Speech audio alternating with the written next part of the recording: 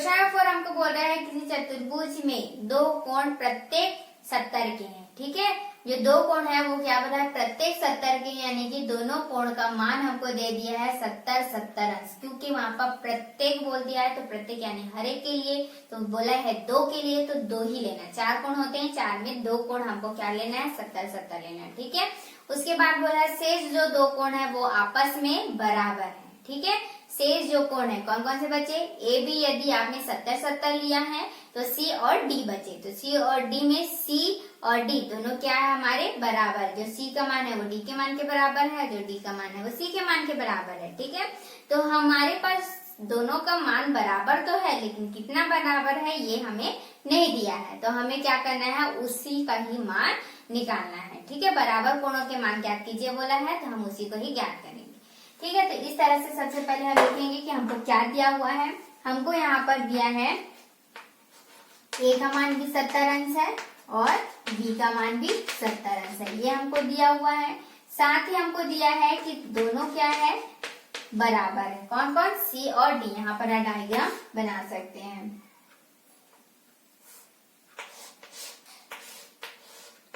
इस तरह से आप ले सकते हो, ए यहाँ पर सी, यहाँ पर ले लीजिए बी, यहाँ बी और यहाँ पर डी, क्योंकि यहाँ पर आपने 70 अंश लिया हुआ है। ठीक है, तो ए बी 70 ले रहे हैं तो सी और डी ये दोनों आमने सामने का कोण हो गया, समूह कोण हो जाएगा, इसलिए ये बराबर होंगे। ठीक है, इस तरह से आप डायग्राम बना सकते हैं। ठीक है, इसके आगे आपका क्या बोल रहा है कि आपको सी और डी का मान ज्ञात करना है। ठीक है, ए बी सी डी बराबर 360 अंश। यहाँ पर आप लिख सकते हैं, हम जानते हैं चतुर्भुज के चारों कोण का मान 360 अंश होता है। उसके बाद आप यहाँ पर सिंपली क्या कर दीजिए, मान रखिए, ए का मान 70 अंश है, बी का मान 70 अंश है, सी का मान नहीं दिया है, लेकिन डी का मान जो है वो सी के मान के बराबर, इसलिए यहाँ पर हम सी रख सकते हैं। ठीक है, तो यहाँ पर हो जाएगा 360। आप चाहे तो एक्स लेकर भी बना सकते हैं। यदि आप यहाँ पर माना सी और डी दोनों को एक्स ले रहे हैं तो यहाँ पर आप एक्स भी ले सकते हो। ठीक है, इस तरह से। ठीक, आगे बढ़ेंगे तो 7 और 7 हो गया 14, तो 140 अंश हो गया, और यहाँ पर सी और सी 2 सी है तो यहाँ पर 2 सी हो जाएगा, बराबर 360 अंश हो गया। ठीक है, यहाँ पर 2 कोण सी बराबर निकालेंगे तो 360 अंश माइनस 140 अंश। ठीक है, इस तरह से, क्योंकि 40 प्लस में उधर जाकर माइनस हो जाएगा, तो 2 कोण सी इज इक्वल टू क्या हो जाएगा, घटा देंगे, 0 में से 0 घटेगा तो 0, 6 में से 4 घटेगा 2 और 3 में से 1 घटेगा 2, यही आएगा हमारा। अभी भी हमारा सी का मान नहीं मालूम है हमें, तो यहाँ पर निकालेंगे हम सी का मान। यहाँ हो जाएगा 220/2। क्यों बटे 2, क्योंकि सी के साथ 2 हमारा गुणा में है। ठीक है, यहाँ से हम भाग दे देंगे तो कितना आ जाएगा, 2 एकम 2, 2 एकम 2, 2 शून्यम 0। ठीक है, तो सी का मान हमारा क्या आ गया, 110। क्योंकि हमारा सी और डी दोनों क्या है, बराबर है, तो आप यहाँ पर नीचे लिख सकते हैं कि हमारा जो, चूंकि कोण सी बराबर कोण डी है, इसलिए कोण सी बराबर कोण डी बराबर में कितना आ जाएगा, 110 अंश। ठीक है, इस तरह से हमारा क्या हो गया कि हमको निकालना था बराबर कोणों के मान, तो आप उत्तर में भी यही लिखेंगे कि चतुर्भुज के बराबर कोणों का मान 110 अंश होगा। क्वेश्चन नंबर 5 जो हमको बोल रहा है उसमें आपको बोल रहा है कि चतुर्भुज के सभी कोण आपस में बराबर है। जैसे यहाँ पर दिया था 2 कोण बराबर है, वहां पर बोला है चतुर्भुज के चारों ही कोण बराबर है। तो आप क्या कर सकते हैं, जैसे मैंने यहाँ पर सी की जगह डी, डी की जगह मैंने सी पुट किया। ठीक है, वैसे आप क्या कर सकते हो कि ए बी सी डी, तो ए तो ए ही रहेगा क्योंकि चारों कोण बराबर, तो किसी एक के बराबर आप ले सकते हो, तो ए को ए ही रखोगे, बी भी ए हो जाएगा, सी भी ए हो जाएगा और डी भी ए हो जाएगा। इस तरह से जैसे यहाँ पर 2 कोण सी आया, वैसे वहां पर 4 कोण ए होगा। ठीक है, तो किसी एक का मान निकलेगा तो वही हमारा क्या होगा, चारों कोण का मान हो जाएगा। इसी को यदि आप एक्स में लोगे, तो यदि यहाँ पर x x x x ले रहे हो तो यहाँ पर क्या हो जाएगा, 4x आ जाएगा, और फिर आप 360 से उसे भाग करोगे 4 को, तो हमारा यहाँ पर 90 अंश आ जाएगा। ठीक है, तो इस तरह से जो आप निकालोगे, आप किसी भी विधि से निकालो, बस क्वेश्चन को अच्छे से पढ़ के बनाइएगा, ठीक है। फिर आगे बोल रहा है कि चतुर्भुज के दो कोण आपको दिया हुआ है, एक दिया है 65 अंश और एक दिया है 105 अंश। जैसे यहाँ पर दिया था कि प्रत्येक कोण जो है वो 70-70 अंश के हैं, वहां पर आपको अलग अलग दे दिया है। ए का मान आपको 65 अंश दिया है और बी का मान 105 अंश दिया है, ठीक है। अब मैं यहाँ पर ए और बी बोल रही हूँ, आप कोई भी मान ले सकते हो, ठीक है। उसके बाद शेष दो कोण आपस में बराबर है बोल रहा है, तो सेम वैसे ही बनेगा। यहाँ पर शेष दो कोण जैसे मैंने यहाँ पर बराबर लिया है वैसे आप यहाँ पर बराबर लोगे, बस यहाँ पर जो है मान वो चेंज हो जाएगा, ठीक है। तो इस तरह से हमारा क्या मान है चेंज हो जाएगा। इसी तरह क्वेश्चन नंबर 9 में भी आपका सेम दिया हुआ है। चतुर्भुज के तीन कोण 80 के हैं बोल रहा है, यानी कि आप तीन कोण क्या लोगे 80 80 80 लोगे, ठीक है। 3 बार 80 लोगे और हमको चौथा कोण निकालना है, तो वहां पर सिंपली आपको जोड़ना है और फिर 360 से घटा देना है, ठीक है। तो इस तरह चौथा कोण भी निकल जाएगा। आपका जो क्वेश्चन दिया हुआ है क्वेश्चन नंबर 7 दिया हुआ है, ठीक है। आपको बोला है त्रिभुज जो चतुर्भुज है उसके चार कोणों का अनुपात आपको दिया है 3, 5, 7 और 9, ठीक है। अनुपात में दिया है और आपको चारों कोण का मान दिया है, तो आप निकालना है, ठीक है। तो हमारा जो कोण होता है वो आप जानते हो कि अंश में होता है, लेकिन वहां पर अनुपात दिया है, तो आपको क्या करना है कि सिंपली 3, 5, 7 और 9, ठीक है, इस तरह से दिया है। तो मैंने आपको बार बार बताया हुआ भी है कि जब भी अनुपात में रहता है तो हमें x लेकर बनाना होता है। तो ये हो जाएगा 3x, 5x, 7x और 9x, ठीक है। और फिर हम क्या करेंगे x का मान निकालेंगे। तो ये हमारा कोण ए हो गया, ये कोण बी हो गया, कोण सी हो गया और कोण डी हो गया, ठीक है। तो माना कि मैं आप इस तरह से लिख सकते हैं,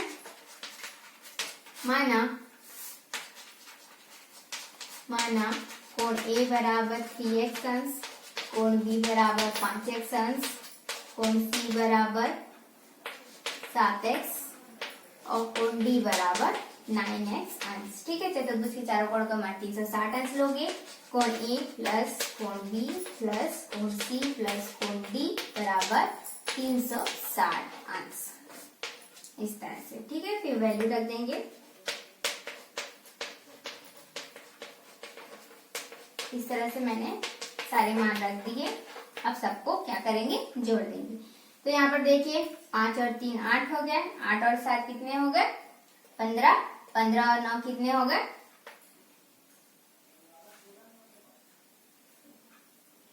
24, 24x, ठीक है। और यहाँ आ जाएगा 360 अंश। तो x की वैल्यू हम निकालेंगे, 24 भाग में चले जाएगा, 12 से कट जाएगा, 12 दूनी 24, 12 तिया 36 और 0 यहाँ पर काटेंगे, 2 एकम 2 और ये हो जाएगा 2 एकम 2, 2 पंचे 10। तो x का मान आ जाएगा हमारा 15 अंश, ठीक है।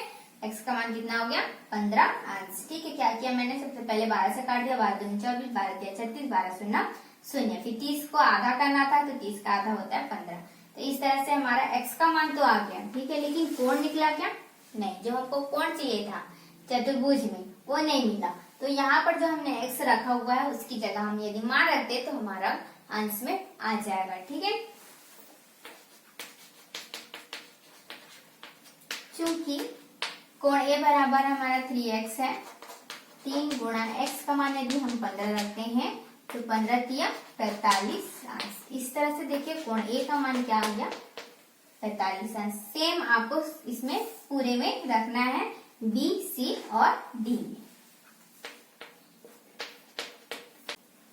ठीक है। तो इस तरह से मैंने यहाँ पर सारे कोण निकाल लिए हैं, जिसमें ए का मान 45 अंश आया है, बी का मान 75 अंश आया है, सी का मान 105 अंश आया है और कोण डी का मान 135 अंश आया। तो आपको लिखना है उत्तर में अलग अलग लिखना होगा, ठीक है, एक साथ नहीं लिखेंगे, सीधा लिखेंगे आप चतुर्भुज के चारों कोणों का मान क्रमशः, यदि आप क्रम से लिख रहे हैं तो क्रमशः 45 अंश 75 अंश कॉमा डाल के लिखेंगे, ठीक है। चतुर्भुज के चारों कोणों का मान क्रमशः 45 अंश कॉमा 75 अंश कॉमा 105 अंश तथा 135 अंश होगा, ठीक है। इस तरह से आपका जो प्रश्नावली में क्वेश्चन दिया था वो कंप्लीट होगा। चतुर्भुज के प्रकार, चतुर्भुज के प्रकार में सबसे पहले आपने पढ़ा होगा वर्ग, आयत, इस तरह से, ठीक है। आपने दो ही चतुर्भुज यहाँ पर पढ़े होंगे। वर्ग क्या होता है? वर्ग क्या होता है? जिसकी चारों भुजाएं बराबर होती है। ठीक है, आप एक ऐसी आकृति लेते हैं जिसमें चारों भुजाएं बराबर होती है, उसे हम वर्ग लेते हैं। वर्ग में एक कंडीशन होता है कि यहाँ पर जो कोण बनता है वो 90 अंश का होता है। ठीक है, तो 90 अंश का कोण बनेगा तो ये हमारा क्या होगा? वर्ग होगा। ठीक, इस तरह से हो गया कि जिसकी चारों भुजाएं बराबर होती है तथा प्रत्येक कोण 90 अंश का होता है उसे हम वर्ग कहते हैं। ठीक है, आयत में क्या होता है कि यहाँ पर चारों भुजाएं बराबर नहीं होती है। क्या लिखोगे? यहाँ पर क्या होता है? ऐसी आकृति जिसमें आमने सामने की भुजाएं बराबर होती है, यानी लंबाई लंबाई बराबर होगा, चौड़ाई चौड़ाई बराबर होगा। ठीक है, तो आमने सामने की भुजा बराबर होती है तथा प्रत्येक कोण 90 अंश का होता है, उसे हम आयत कहते हैं। ये आपने पढ़ा है। ठीक है, समांतर चतुर्भुज में आप देखेंगे इस तरह से आपका समांतर चतुर्भुज होता है, इस तरह से। ठीक है, समांतर चतुर्भुज ये जो होता है वो आकृति थोड़ी सी लंबी हमको नजर आती। कैसे बनाएंगे आप देखिए, मैंने यहाँ पर एक लाइन खींचा। ठीक है, इससे छोटी और इससे कम ये यहाँ है तो मैं यहाँ ले लूँ इस तरह से।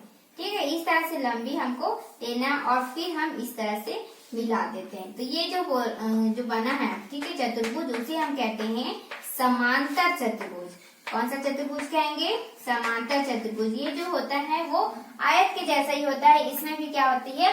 आमने सामने की भुजाएं बराबर होती है।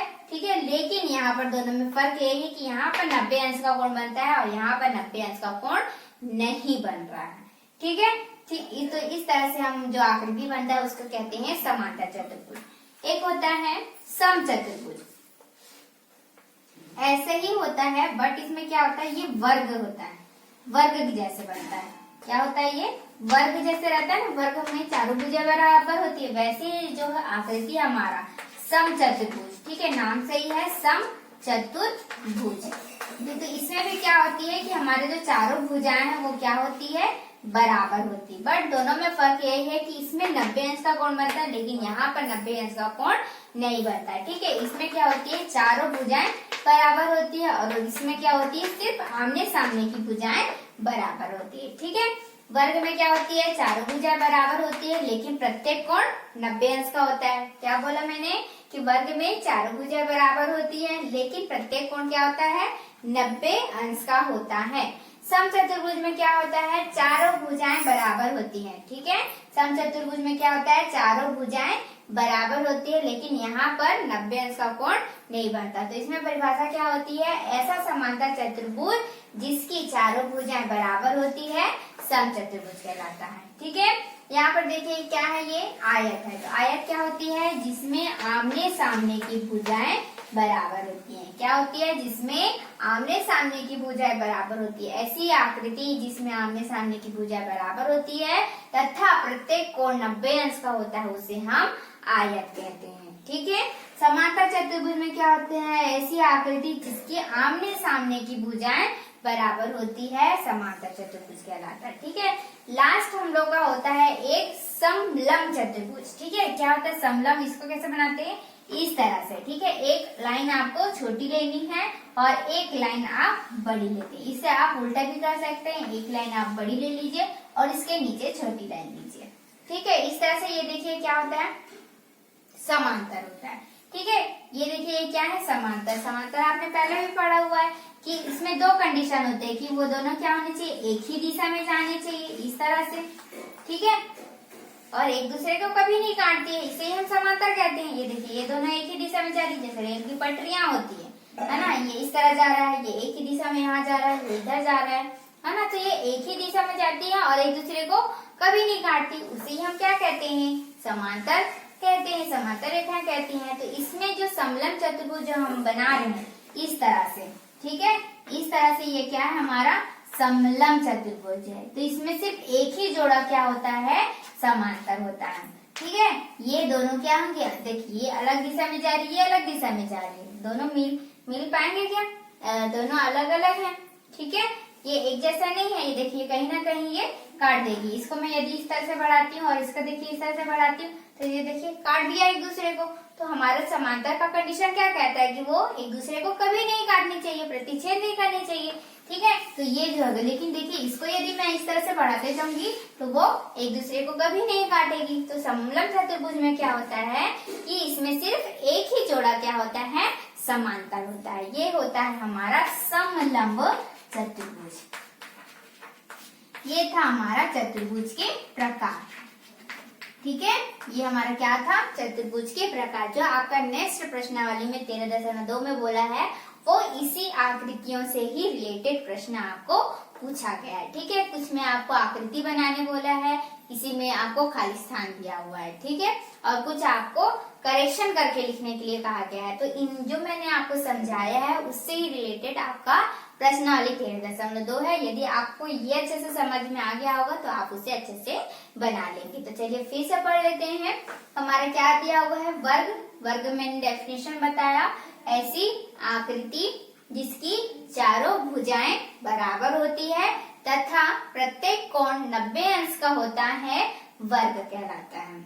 ठीक, आयत में मैंने क्या बताया कि ऐसी आकृति जिसके आमने सामने की भुजाएं बराबर होती हैं तथा प्रत्येक कोण 90 अंश का होता है, आयत कहलाता है। समांतर चतुर्भुज में मैंने क्या बताया कि ऐसी आकृति जिसके आमने सामने की भुजाएं बराबर होती है उसे समांतर चतुर्भुज कहते हैं।